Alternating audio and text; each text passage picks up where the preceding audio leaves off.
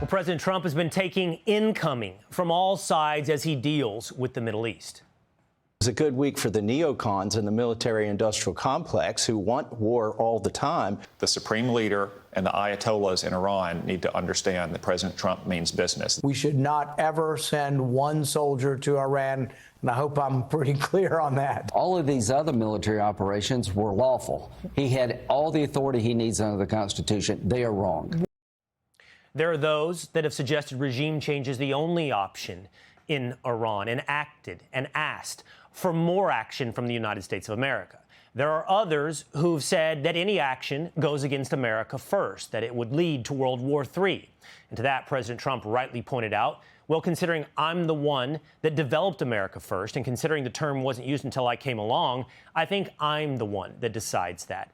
So has President Trump found a way to thread this foreign policy needle to continue to define what is America first and what is MAGA? Joining me now is journalist and author Batya Ungar-Sargon and National Review senior writer Noah Rothman. Thank you both for being here. Two divergent opinions, I imagine, on this topic. Batya, I do think that you and I have some element of agreement here. I've seen what you've written. I find this a remarkable illustration of leadership here, with his own clear vision, not kowtowing or catering to either side of the right, quite honestly, of those that describe themselves as MAGA, in doing what they want, but rather achieving peace through his own singular vision and strategy. Absolutely. Thank you so much for having me, Will. I've been watching your show since this began because you so get it. And I don't think that's an accident, given that you're a young person who understands this movement. There's definitely a generational divide here. The president has been taking fire both from the neoconservative pro-regime change side, as well as from the isolationist and anti-Israel side of things.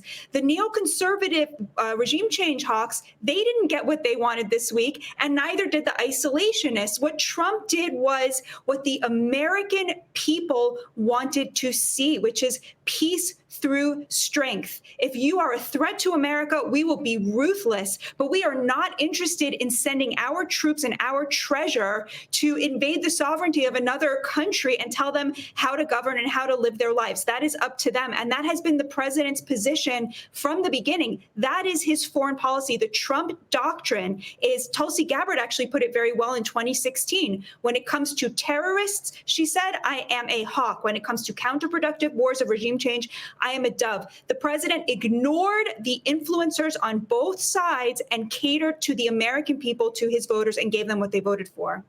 And for anyone watching this not aware completely what we're talking about, there's been a massive online debate, almost exclusively on the right, at least in terms of relevance, about whether or not this lived up to President Trump's promises, who he promised to be when he ran for president. Noah, I think it's pretty clear. He promised to look at something first and ask whether or not it serves America first, then identify a clear goal, and then ask, did you accomplish that goal? It seems to be exactly what occurred here, and then cherry on top, peace. At least for now, ceasefire and peace between Israel and Iran.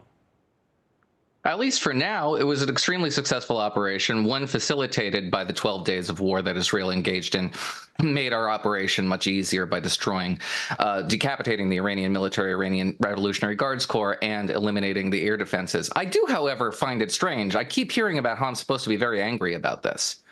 I'm pretty plugged into the quote-unquote neoconservative community, those who believe that democracy promotion materially advances U.S. interest, as I do. I'm not angry about this. It's been a spectacular success. It's precisely in American interests, as defined not just by the president, by Jeb Bush, by the security policy establishment of the Bush administration. Go out there, go look at the reactions that you're getting from the American right. This is what they wanted for a very long time. We're talking about a very narrow sliver of opinion that is very highly represented online, but not in the American political class.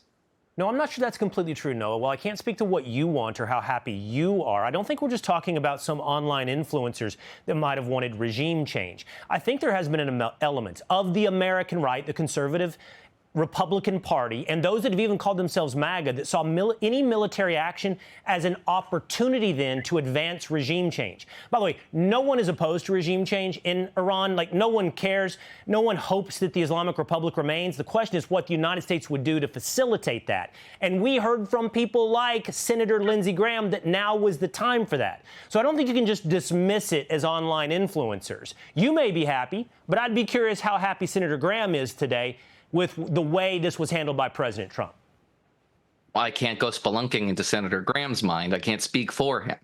But I can say that most certainly anybody who anticipated that this would be a regime change operation didn't have their facts straight. They weren't looking at the American force posture in the region and seeing anything like a regime change operation. There were no ground troops deployed. There was nothing like a massive mobilized air campaign on the ground that was being readied here. Right. It was a deterrent force designed to execute one operation and then to prevent Iran from doing something stupid like closing the Strait of Hormuz. Narrow operation, well-defined, and in a way that establishes a Trump doctrine moving forward that I think future presidents will inherit and try to maintain, which is that now the non-proliferation regime has teeth. If you, as a rogue state, want to go out there and have a nuclear program, we'll talk. We'll give you carrots, we'll give you sticks, but at the end of the day, that nuclear program will cost you more than you're willing to pay.